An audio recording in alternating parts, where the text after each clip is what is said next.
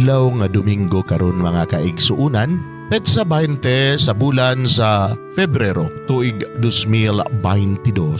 Ang pagbasa kinutlo gikan sa Ebanghelyo sumala ni San Lucas, Kapitulo 6, versikulo 27 ngadto sa 38.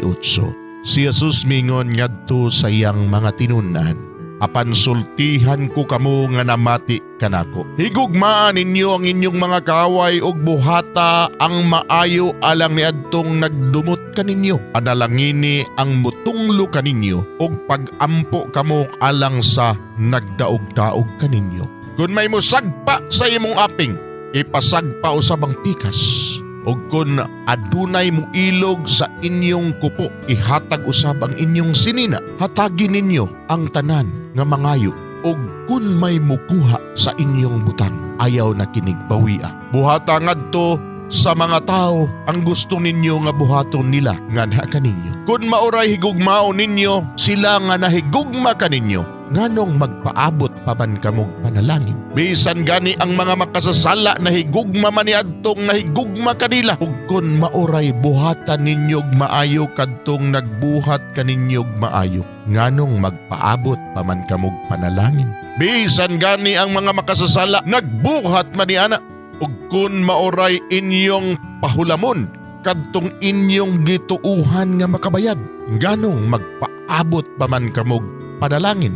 Bisan gani ang mga makasasala magpahulaman ngadto sa mga makasasala ug magpaabot sila nga bayran sa samang kantidad. Higugmaahinon ninyo ang inyong mga kaaway ug buhata ang maayo ngadto kanila. Pahulama sila sa walay pagpaabot nga bayran, kaysa ingon ini dako ang ganti nga inyong madawat ug kamo mahimong mga anak sa labing halangdong Dios.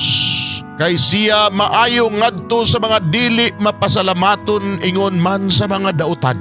Busa pag maluluyon kamo sama nga maluluyon ang inyong amahan. Ayaw kamo paghukom sa inyong isig katao ug kamo dili hukman sa Dios. Ayaw pakasad-a ang uban ug kamo dili pakasadon. Pasaylua sila ug kamo pasayloon usab. Panghatag kamo sa inyong isig katao ug kamo hatagan. Madawat ninyo ang hustong takos ug sobra pagani nga mag-awas kini. Ang sudlanan nga inyong gamiton alang sa uban, mao sabang gamiton alang kaninyo. Mga igsuon, ang Ebanghelyo sa Ginoo. Daygon ikaw, O Kristo.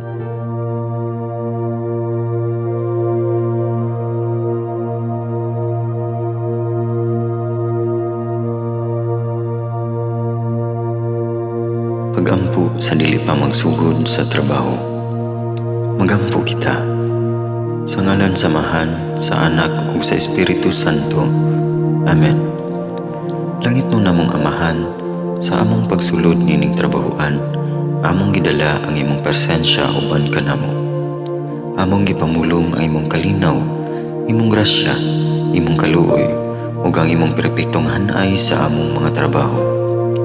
Among gipadayag ang imong gahom labaw sa tanan, diha sa mga butang nga among mahimo, masulti, mahuna-unaan ug mahukman sulod nining adlaw.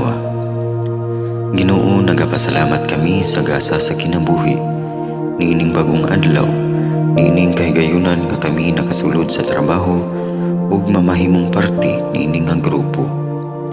Salamat sa mga gasa nga imong gitugyan kanamo. Hamong gamiton kini diha sa pagimaya kanimo. Hatagi kami sa kusog ug kadasig sa pagbuhat sa among mga trabaho. Panalangini ang among mga proyekto, mga ideya ug kusog, aron sa ingon bisan sa pinakagamay namong mga kalampusan, magahatag kini sa imong himaya. Ubani kami Ginoo sa among pagtrabaho nining adlaw. Puna kini nga lugar sa inspirasyon ug kusog. Tabangi kami nga magtrabaho isip usa ka grupo nga mapakita sa usag-usa ang kamaayo. Himuha kami nga maayo nga makabot namo ang mga butang nga kinahanglan namong buhaton. Himuha kini nga lugar nga puno sa kalipay ug panagihigalaay. Ug kamong gaway ug kalinaw ang mapatigbabaw niining dapita. Ginoo, kung kami anaa sa kalibog, giyahi kami. Kung kami mawadaan sa kadasig ug paglaom, dasiga kami. Himua nga ang trabaho nga among gihimo, ug ang paagi sa among paghimo niini makahatag unta kini og hugot nga pagtuo, kalipay o pahiyom sa tanan nga among mahimamat karong adlaw. Panalangini ang among mga pamilya, among Pinoy-anan, among nasod.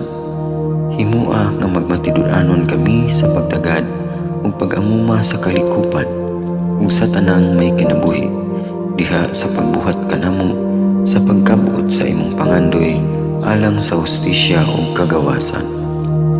O Ginoo, sa among pagbiya nining lugara, tagay kami sa imong panalangin ug kaluoy sa among pagbiyahe. Panalangini ang among mga pamilya ug Pinoy-anan nga anaon ta sa mayong kahimtang sama sa among pagbiya kanila. Ginoo, salamat sa tanang butang nga imong nabuhat, sa tanang butang nga imong gibuhat ug sa tanang butang nga imong buhaton pa. Sa ngalan ni Jesus, among giampo diha sa tumang pagigugma ug pagpasalamat. Amen. Sa ngalan sa Amahan, sa Anak ug sa Espiritu Santo. Amen.